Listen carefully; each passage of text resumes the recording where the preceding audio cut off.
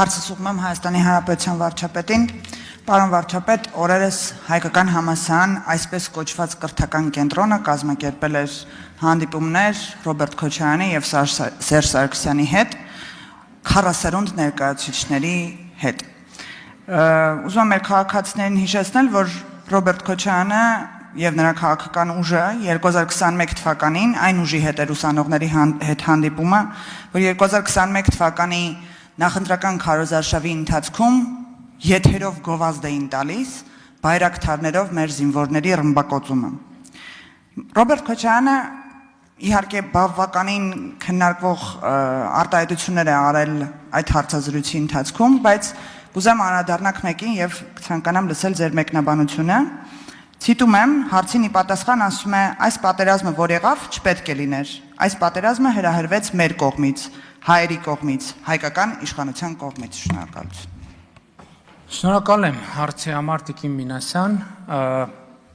բայց չգիտեմ արդեն որերորդ անգամ պիտի այս ամբիոնից ցիտեմ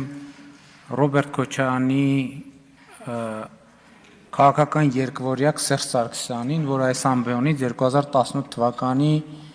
արդեն ամիսը ապրիլի 17-ին հայտարարել էր եւ որ մենք այլևս չէ պիտի այսինքն հայտարարել էր որ այլևս պետքա սպասենք պատերազմի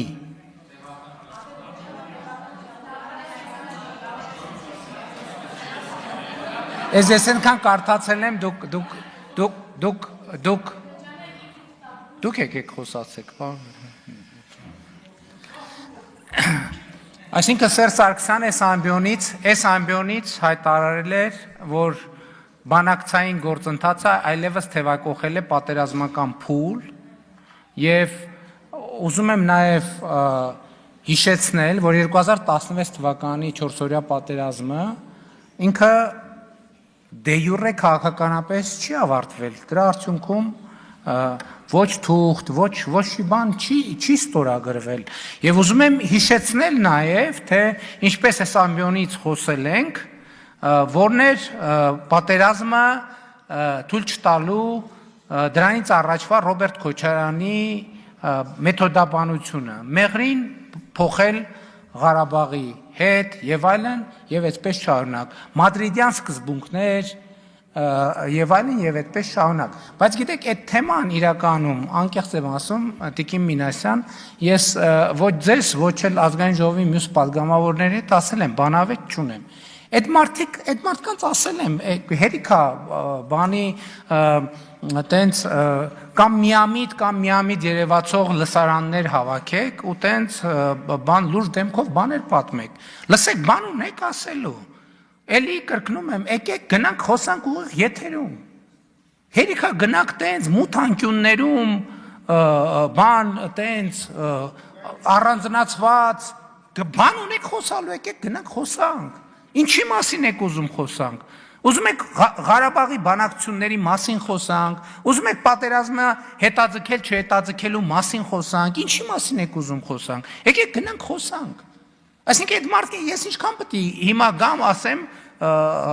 ինչքան պետք է գնան թաքուն ստեղ այնտեղ էս պատի տակ են ծառի տակ, այն անկյունում, ինչքան մութ, ինչքան հնարավոր է մութ անկյունում նստեն խոսան։ Բան ունեն խոսալու Ռոբերտ Քոչարյան, Սերժ Սարգսյան, Լևոն Տեր-Պետրոսյան Բան ունեք ասելու, ասում եմ գնանք ուղիղ եթերում կանգնենք խոսանք, ինչի չեք գալիս,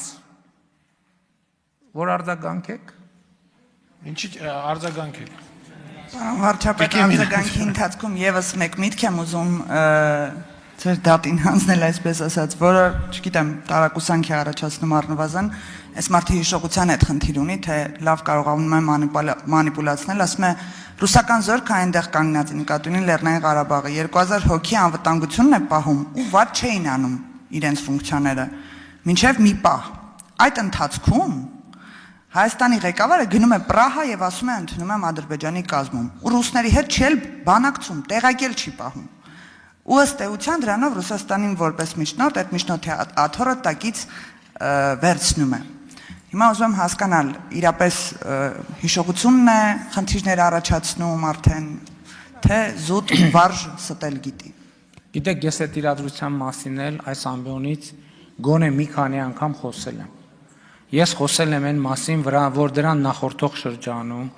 ես տեսնելով զարգացումները մեր գործընկերներին Հավաքական անվտանգության պայմանագրի կազմակերպության ասել եմ, որ ես տեսնում եմ Հայաստանի ինքնիշխան տարածքի վրա հարձակման ռիսկ։ Հավաքական անվտանգության պայմանագրի կազմակերպության մեր գործընկերները ասել են, որ իրենք դա հնարավոր չեն համարում, բայց առավել եւս Հայաստանի սահմանները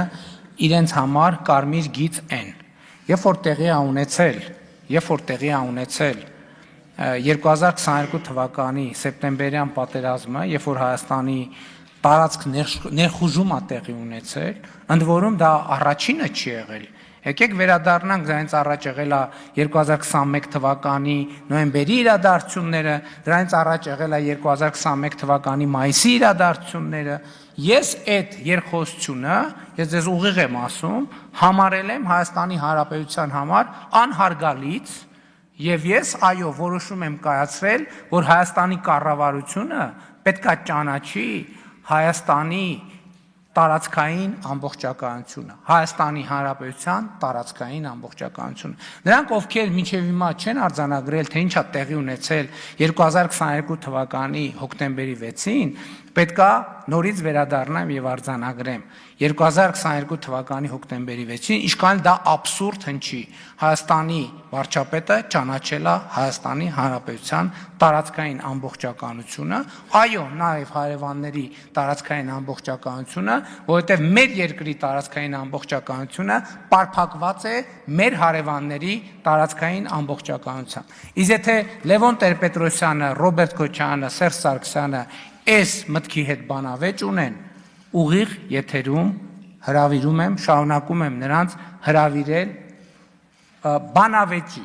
Երբ որ ընդհանրապես, գիտեք ինչ, երբ որ որևէ մի բան են ասում, հերթական սարսափազդու կամ հիմար միտքն են արտահայտում մեր հարգելի գործընկերները, ուրեմն առաջին ռեակցիան իմացեք։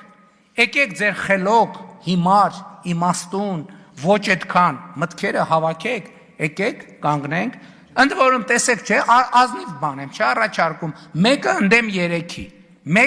3-ի։ Ընեն չի, չէ, որ ասում եմ մենք գանք 6 հոգով ձեր դեմը, ասում եմ եկեք մեկը ընդդեմ 3-ի։ Հա, էլ չեմ ասում են մարդու համար, որը տենց բան է, դուք, հա, մեկը ընդդեմ 3-ի, եկեք բանավեճի, դուք ինչի չեք գալիս։ Ես ասեցի, նախկինում ասել եմ, էլի չկրկնեմ, շատ լավ։